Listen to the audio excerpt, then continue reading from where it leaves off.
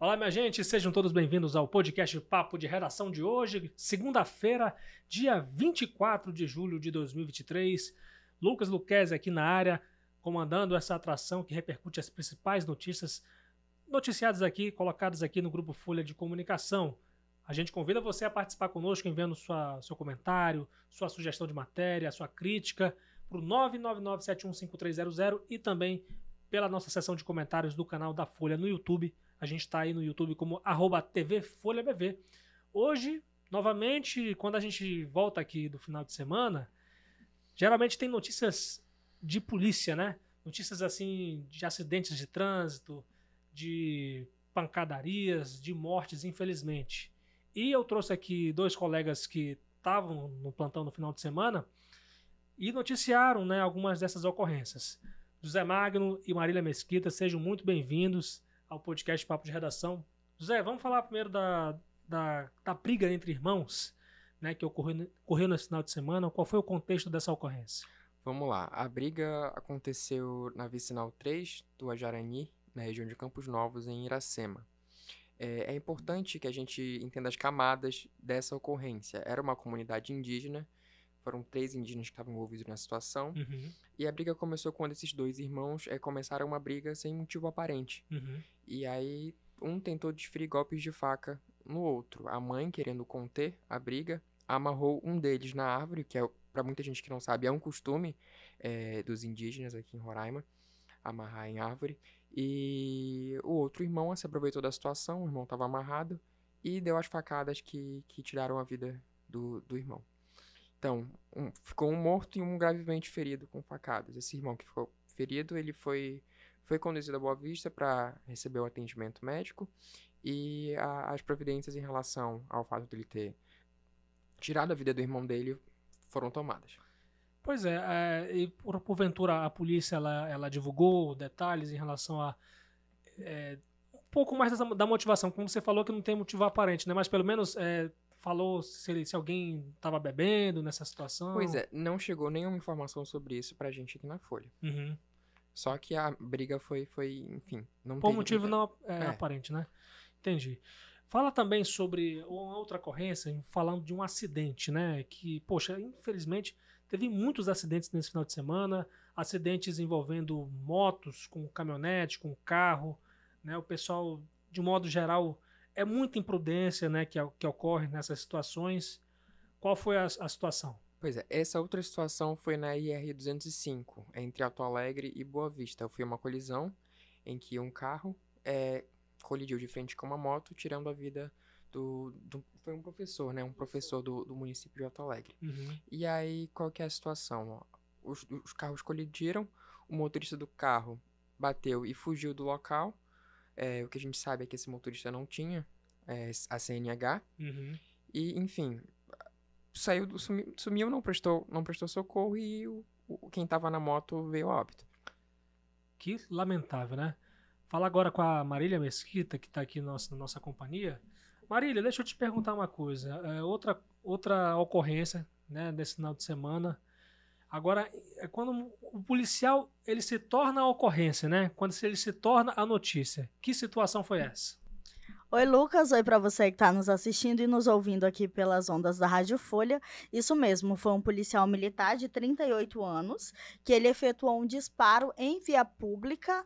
Esse caso aconteceu ontem lá no município de São Luís, e esse policial militar, como é que desenrolou essa ocorrência? A 3ª Companhia Independente de Policiamento, a 3ª Cipifron, ela estava em patrulhamento quando ela foi abordada por moradores ali da região que informaram ter ouvido um barulho de disparo de arma de fogo.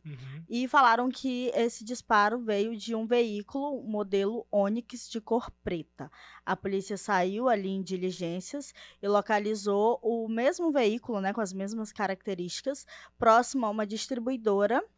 E aí realizou a abordagem, e dentro do carro estava esse policial em companhia de uma mulher. Essa mulher, ela relatou aos policiais que ela e o policial, eles estavam ingerindo bebida alcoólica em uma distribuidora, e ela teria em determinado momento, eles decidiram ir embora, e ela foi até a residência dela dirigindo o carro, porque esse policial ele não tinha condições de dirigir, porque ele estava muito bêbado. E ela foi tomar banho e levou a chave do carro, e o policial ficou dentro do carro aguardando ela. Quando ela saiu de dentro de casa, ela encontrou esse policial empurrando o carro a cerca de 200 metros da residência dela. Aí a polícia abordou esse policial, ele estava muito bêbado, ele informou que não lembrava de ter efetuado nenhum disparo, porém, no carro dele tinha lá um buraco de bala. Ele foi detido, encaminhado para a delegacia, e lá ele pagou uma fiança de R$ 1.000 e foi liberado e vai responder aí em liberdade. De acordo com uma fonte nossa, as medidas serão tomadas aí, as medidas administrativas serão tomadas em relação a esse caso. Pois é, né? Novamente policial aí se envolvendo, vai ter que responder agora perante, né, não sei se pela corregedoria, né, mas aí certamente envolvendo uma situação dessa, envolve até a justiça. Mas deixa eu te perguntar, como é que tá aí as ocorrências policiais nessa segunda-feira? Tá tranquilo? É realmente o efeito do final de semana mesmo?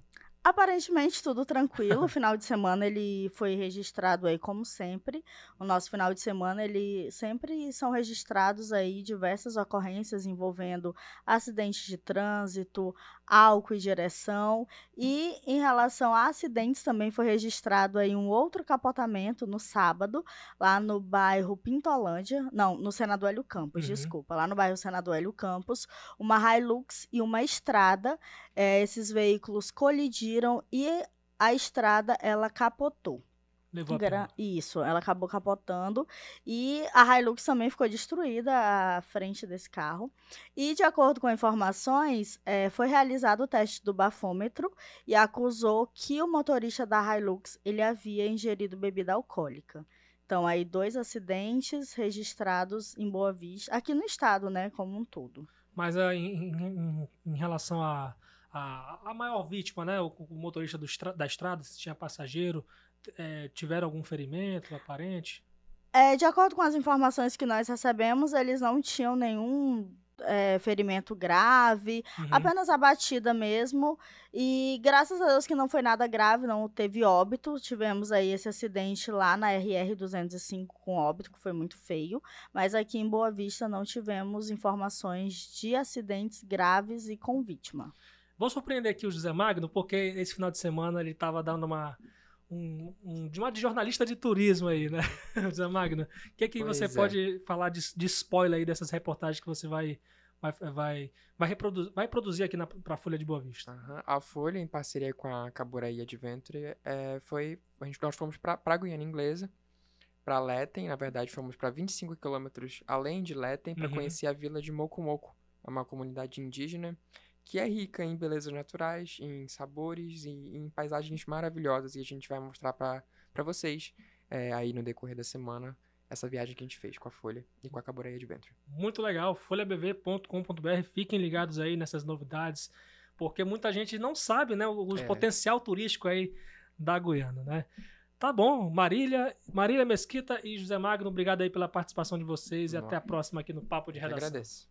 E a gente segue aqui falando agora de uma notícia que vem do interior do estado, minha gente. A Prefeitura de Normandia começou a convocar os candidatos aprovados no concurso público realizado em 2016. É uma treta que já é antiga, né?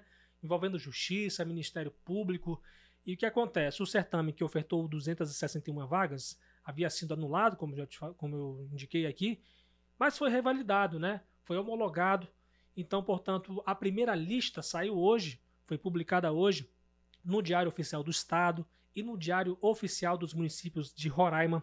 Essa primeira chamada tem 17 nomes, e aí esses nomes estão divididos entre os cargos de artífice, auxiliar de serviços gerais, coveiro, merendeira, motorista de categoria B, operador de máquinas pesadas, assistente administrativo, assistente de gestão de pessoas, cuidador de aluno, operador de sistemas sociais, cirurgião dentista e médico.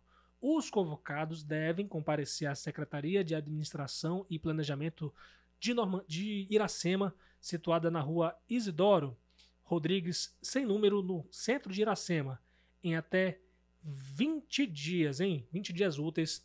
O horário aí da secretaria, o horário de funcionamento da secretaria é das 7h30 da manhã a 1h30 da tarde.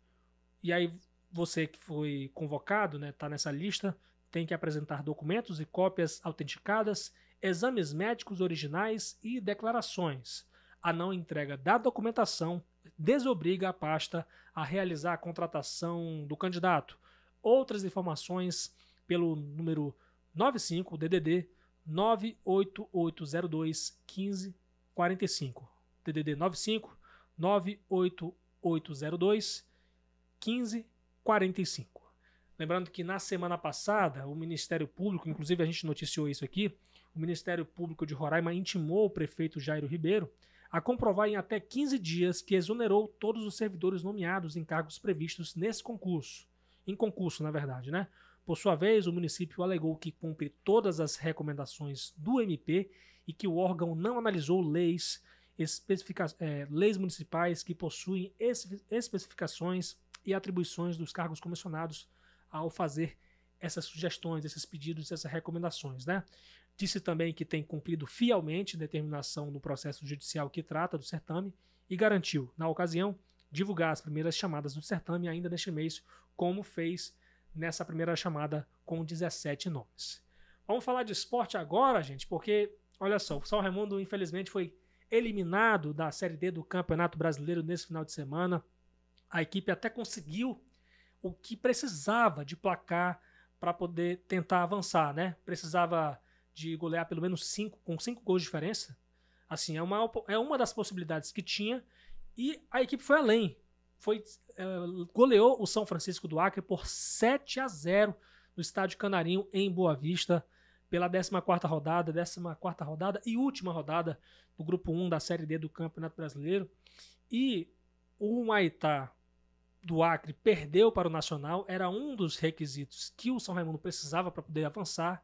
Então, assim, a goleada, a derrota do Humaitá, só que tá faltando um detalhe nessa rodada aí. E os jogos eram tudo no mesmo horário, hein? Tava faltando o Águia de Marabá vencer o Princesa dos Solimões do Amazonas. Só vencer para o São Raimundo avançar. O que não aconteceu, e olha, gente, sinceramente, foi decepcionante a atuação do Águia de Marabá nessa rodada, diante do Princesa dos Solimões. Sequer atacou, sabe, assim, estava classificado já para a próxima fase, né? Mas deu pouco, assim, o máximo de si dentro de campo. Então, foi um jogo, assim, praticamente para cumprir tabela, pro lado do Águia de Marabá. O que acontece com esse resultado de Águia do Marabá e o Princesa dos Solimões por 0-0? Acabou que o São Raimundo foi desclassificado, mas evidentemente vale ressaltar, né, que até os próprios jogadores, a própria diretoria, o próprio técnico Chiquinho Viana reconhecem que erraram no decorrer dessa preparação, no decorrer dessa campanha, né? Teve alguns jogos que a equipe teve a grande chance de vencer e aí deixou para a última hora, e aconteceu o que já aconteceu em alguns anos anteriores, né? Em 2020 eu lembro que o São Raimundo deixou para a última rodada para conseguir a classificação. Aconteceu que acabou eliminado na primeira fase da Série D do Campeonato Brasileiro, esperando agora a próxima temporada. Então acabou a temporada de 2023 para o São Raimundo. Quem foi que fez os gols? Pelo menos aqui, ó, posso ressaltar. Tavinho fez 2 gols, né?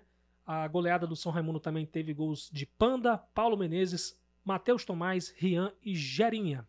No grupo 1, quem se classificou foi Nacional do Amazonas, Tunaluso do Pará, Águia de Marabá do Pará, além do Princesa de Solimões do Amazonas, que teve 19 pontos, um a mais que o Mundão, desclassificado em 5º lugar.